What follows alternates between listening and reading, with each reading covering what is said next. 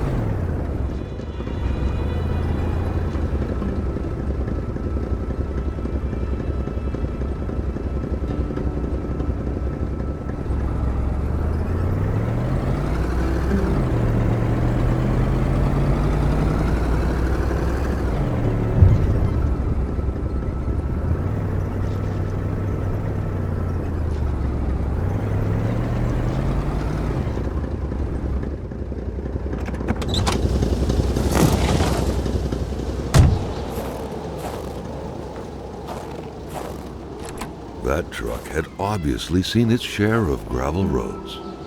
Carl wasn't a mechanic, but he could easily tell that only the most heartfelt prayer would bring this old Peter back from its slumber. With that cold, however, it was more likely that it would wait until next spring to wake up.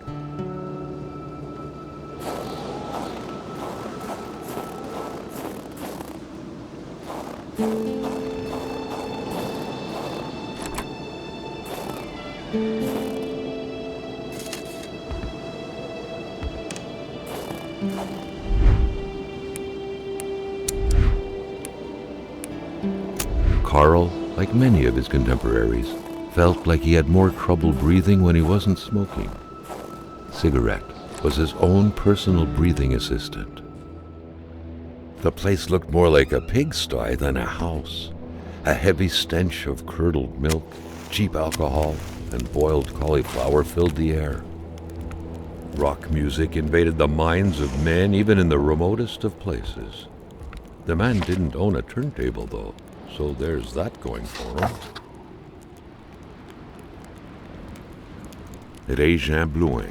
Seems like that pig had a name after all.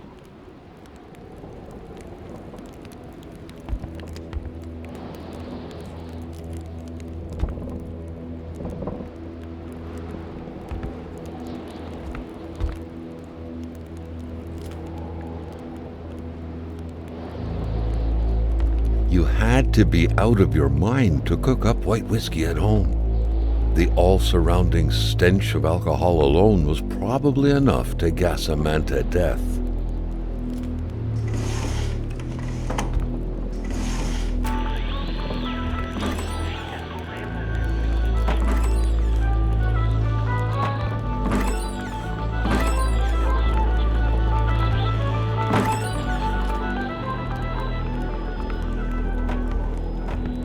Carl now knew how to quench the drunkard's thirst.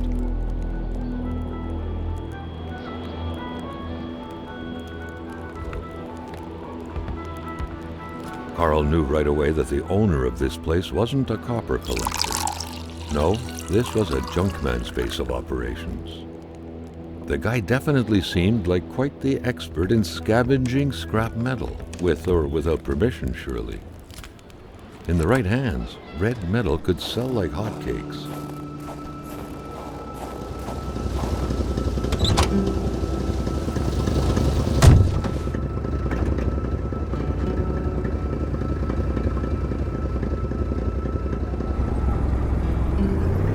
Carl felt that it was mission accomplished, with the wicked nectar in his hands.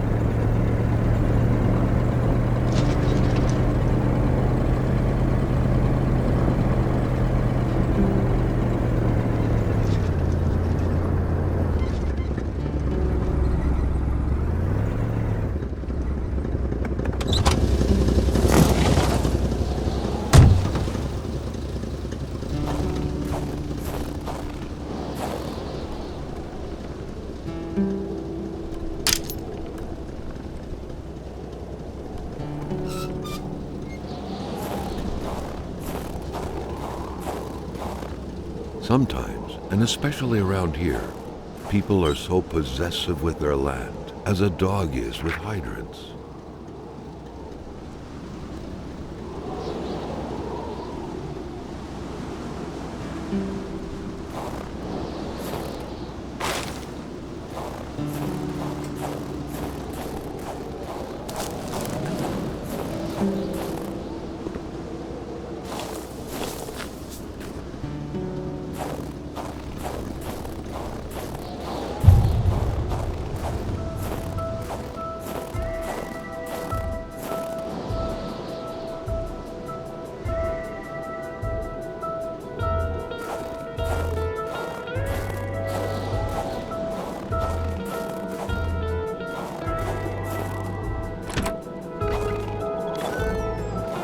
The man seemed petrified in ice.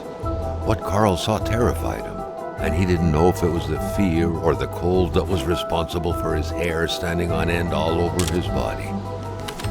The poor man, before being frozen solid, seemed to be defending the entrance to his cabin. But from what?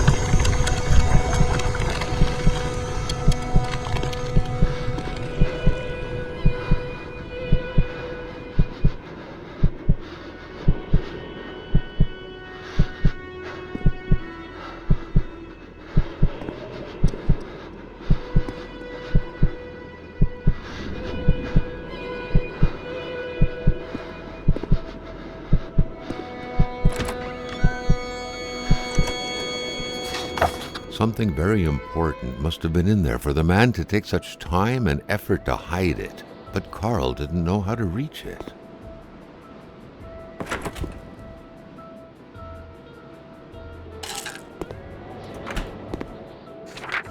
The week of October 5th, thought Carl. That was this week. The plug should have been here by now.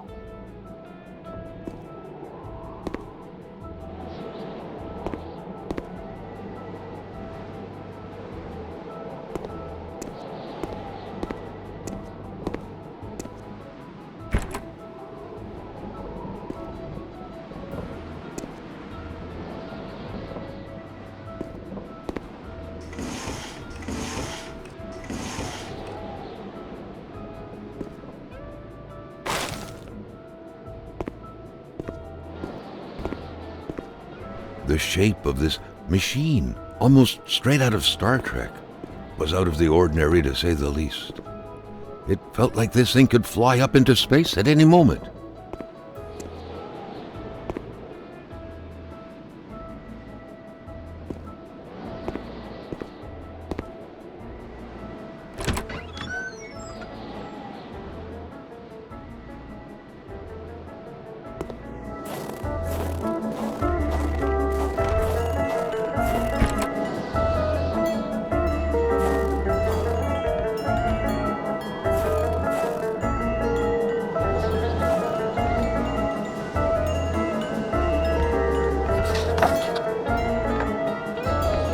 Someone was expecting an important call. In any case, that person's in for a long wait. Carl already noticed that telephone services weren't provided in this area.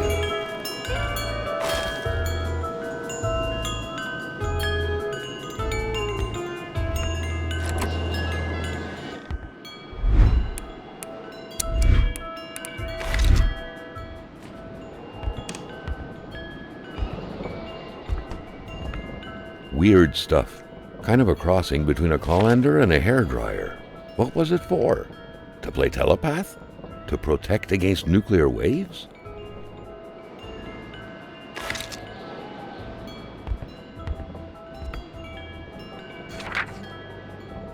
If some daring person could manage to get their hands on the missing parts, Carl was willing to bet that the craft would have taken flight.